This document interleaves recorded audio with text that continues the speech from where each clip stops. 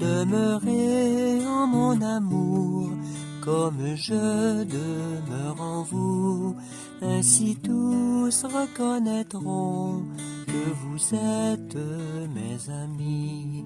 Demeurez en mon amour, comme je demeure en vous. Ainsi tous reconnaîtront que vous êtes mes amis. Bonjour et bienvenue à cette capsule de réflexion sur l'Évangile du samedi le 4 janvier 2025. Alléluia, Alléluia, Alléluia, Alléluia.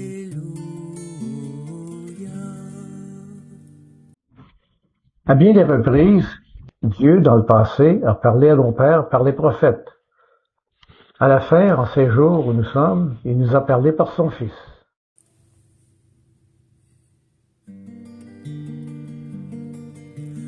Alléluia, Alléluia, Alléluia, Alléluia.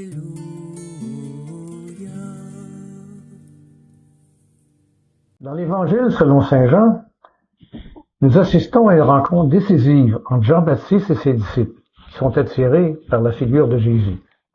Écoutons cet Évangile de Jésus-Christ selon saint Jean. Gloire à toi, Seigneur Jésus. Seigneur, purifie mon esprit, purifie mes lèvres et purifie notre cœur à chacune et chacun d'entre nous. En ce temps-là, Jean le Baptiste se trouvait avec deux de ses disciples. Posant son regard sur Jésus, qui allait et venait, il dit « Voici l'agneau de Dieu ». Les deux disciples entendirent ce qu'il disait et suivirent Jésus. Se retournant, Jésus vit qu'ils le suivaient. Il leur dit « Que cherchez-vous » Ils lui répondirent « Rabbi », ce qui veut dire « maître ». « Où demeures-tu » Il leur dit « Venez et vous verrez ». Ils allèrent donc, ils virent et ils demeuraient. Et ils restèrent auprès de lui ce jour-là. C'était vers la 10e heure, environ 4 heures de l'après-midi. André, le frère de Simon-Pierre, était l'un des deux disciples qui avaient entendu la parole de Jean et qui avait suivi Jésus. Il trouve d'abord Simon, son propre frère, et lui dit « Nous avons trouvé le Messie », ce qui veut dire le Christ. André amena son frère à Jésus. Jésus posa son regard sur lui et dit « Tu es Simon, fils de Jean. Tu t'appelleras Képhas, ce qui veut dire Pierre. Acclamons la parole de Dieu. Louange à toi, Seigneur Jésus. » Lorsque Jean désigne Jésus comme l'agneau de Dieu, deux de ses disciples s'approchent de lui, cherchant à comprendre qui il est. Ce moment de découverte personnelle est fondamental, car il illustre la quête spirituelle de chacun d'entre nous, celle de trouver un sens, une vérité et un amour authentique. La question principale qui émerge de ce passage pourrait être « Qui est Jésus pour moi ?»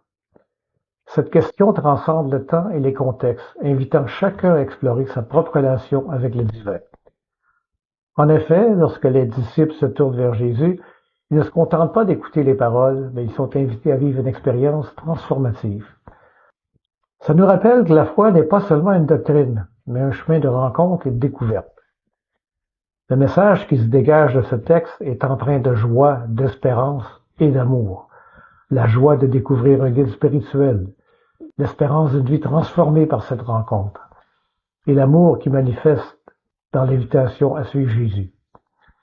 En ces temps où l'incertitude et la solitude peuvent peser lourdement, ce passage nous rappelle que nous sommes appelés à chercher la lumière et la vérité et à nous ouvrir à l'amour qui nous est offert. En fin de compte, cette rencontre avec Jésus nous pousse à partager cette joie et cette espérance avec le monde qui nous entoure. Donc, je vous souhaite une bonne semaine et on se revoit samedi prochain.